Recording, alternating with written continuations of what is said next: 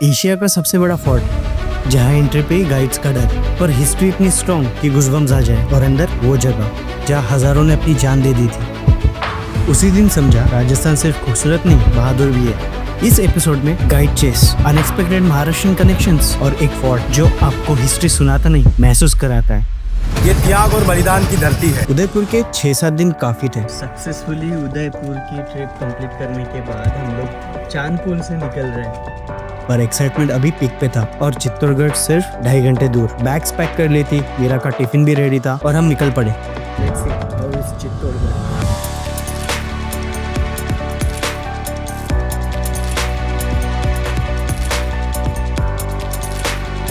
और जैसे जैसे हम चित्तौड़गढ़ के पास पहुंच रहे थे, एक्साइटमेंट काफी बढ़ रही थी, क्योंकि this wasn't just any fort. ये मेवाड़ किंगडम का कैपिटल था, a symbol of Rajput courage and sacrifice. यहाँ की स्टोरीज इतनी इंटेंस है कि सोचकर ही गूज़बम्स आ जाते हैं। कॉन्टेक्स्ट के लिए बता रहा हूँ, पद्मावत मूवी की स्टोरी इसी जगह से इंस्पायर्ड है और वो जो रियलिटी में यही हुआ था। हमने एक चीज नोटिस की, जैसे ही आप चित्तौड़गढ़ सिटी में एंटर करते हो, लोग गाड़ी के पीछे भागना शुरू कर देते हैं। इनिशियली लगा नॉर्मल होगा, पर जब वो कार के पीछे पीछे आना शुरू किए, एक्साइटमेंट थोड़ा डर में बदलने लगा। लग रहा था कोई स्कैम ना हो जाए। हम किला घूमने जा रहे थे, किले के लिए गाइड मिलता है। नहीं चाहिए भैया, थैंक यू। फिर मैं सोचा पहले फोर्ट देखते हैं, बाकी बाद में। पता चला हम जहाँ से जा रहे हैं वो फोर्ट का बैक साइड है, और बैक साइड पे टोटल 7 गेट्स हैं। हर एक गेट का नाम अलग, कहानी अलग। पर असली सरप्राइज अंदर था। पूरा एक शहर बसा हुआ है इस गढ़ पे। तो गढ़ पे लोग रहते हैं यहाँ पे ना। इन गेट्स के पीछे आज भी हजारों लोग रहते हैं, और उन्हीं के बीच में हमने एक मंदिर देखा, तुळजा भवानी का मंदिर, चित्तौड़गढ़ में। मैं थोड़ा कंफ्यूज था। As a Maharashtrian, finding our Kuldevi's temple here was completely unexpected, और इसका रीजन हमें थोड़ी देर बाद मिला, जो मराठास और राजपूत को जोड़ता है। हम लोग शायद ऑलरेडी किले पे एंटर कर चुके हैं, और कई सारी मात्रा में यहाँ पे गाइड पीछे लगे हुए, जैसे अभी ये भैया है जो पीछे लग गया है। हम लोग आराम से जा रहे हैं, चिपक ही रहे हो आके गाड़ी पे।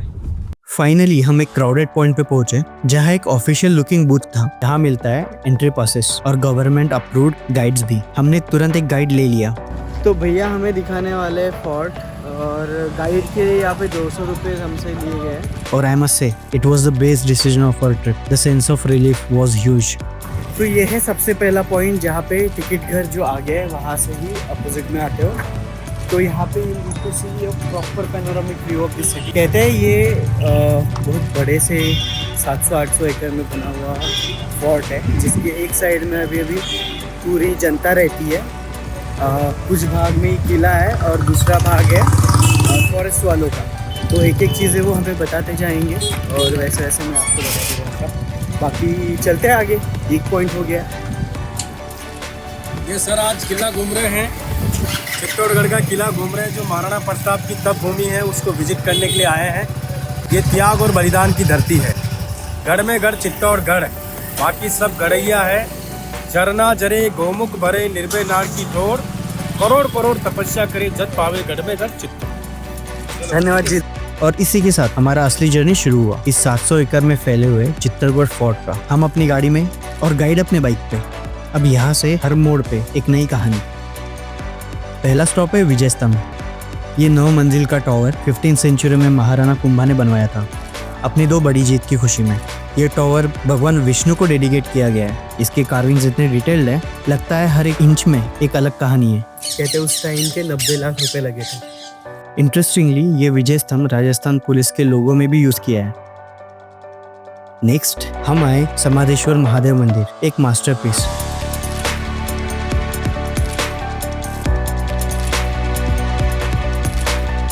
यह हर एक पिलर, हर एक पत्थर एक अलग स्टोरी सुनाता है।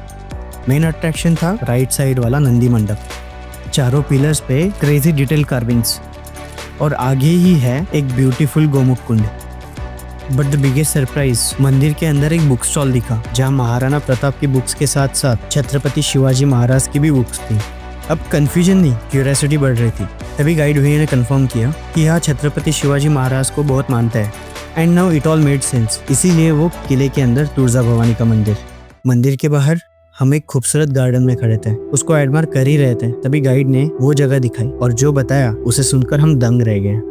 ये है जौहर पैलेस। यहाँ हजारों राजपूत महिलाओं ने अपनी जान दे दी थी। 1303 रानी पद्मिनी के साथ, सेकंड 1535 में और फिर 1568 में। 3 बार इसी जगह ने वो अनइमेजिनेबल सैक्रिफाइस देखा है। Standing there you could almost feel the weight of their sacrifice in the silence. तो इस पर्टिकुलर जगह पे हमने 3 चीज़ें देखी।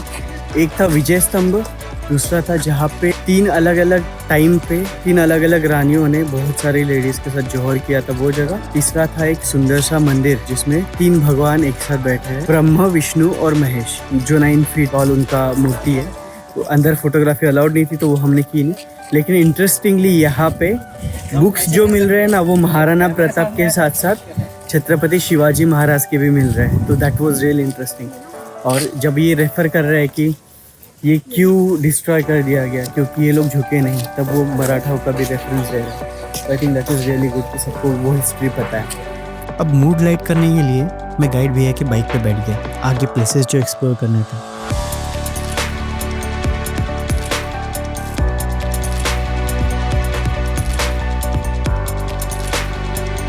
रास्ते में इतने सारे रूइंस दिखे, ब्रोकन टेम्पल्स, ड्राइड पॉन्ड्स, पर फाइनली हम लोग समर पैलेस पहुंच गए।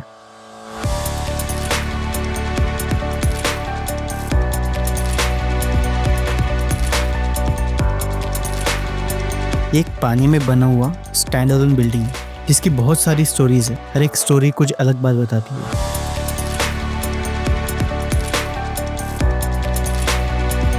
इधर ये विंटर पैलेस।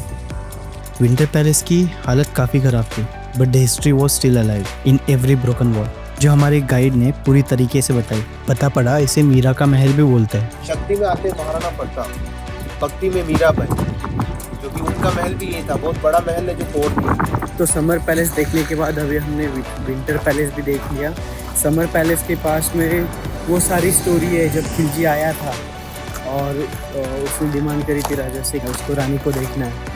तो अभी मल्टीपल मिथिकल स्टोरीज है, उनमें से कौन सी सच है ये तो नहीं पता, बट विंटर महल के अपोजिट वाला जो एरिया है वो एक्चुअली इस किले का फ्रंट एरिया है, और जो हमने 7 गेट करके आए थे ना वो बैक एरिया है। बताने का पर्पज़ ये है कि वो साइड में गाँव है और आगे साइड में पूरा अभी खेती है, जो पहले एक बैटल फील्ड हुआ करता था। वो कहते हैं कि खिलजी, ये जो पहला वाला लाइन दिख रहा है उसके थोड़ा आगे बैठा होता जहाँ से उसने अनाज पानी को सब बंद कर दिया। बाकी बोलते हैं यहाँ पे कई सारे बैटल्स हुए, लेकिन सिर्फ 3 बार वो बैटल हरे थे और वो तीनों बार यहाँ पे जौहर हुआ है। रानी और उनके साथ कई सारी हज़ारों महिलाओं ने एक साथ जौहर किया है। वो एक ही जगह पे जो मैंने आपको दिखाया वो विजय स्तंभ के थोड़ा बाजू में था। आगे हम लोग जाने वाले हैं इस फोर्ट के मेन गेट पे।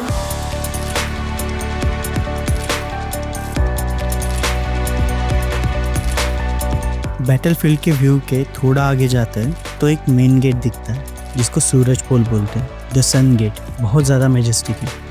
उसी के थोड़ा आगे एक ब्यूटीफुल जैन मंदिर है और विजय स्तंभ का एक रेप्लिका जिसे कीर्ति स्तंभ बोलते हैं। जो मेरे पीछे देख रहे हो वो एक रेप्लिका विजय स्तंभ की, जो जैन लोगों के लिए बनाई गई थी, और ये जैन मंदिर है। इसका एक स्टोरी है कि उस ज़माने में जैन लोग राजा के पास एज अकाउंटेंट काम करते थे और दे डिमांडेड कि हमें कुछ चाहिए, तो this was that they had got. Everything we saw, history, stories, architectural brilliance, unimaginable courage, we were completely stunned. खाना खाके with minds full of history और hearts heavy with respect. Time था next destination की तरफ निकलने का। तो एक छोटा सा अपडेट, खाना खा के निकलने के बाद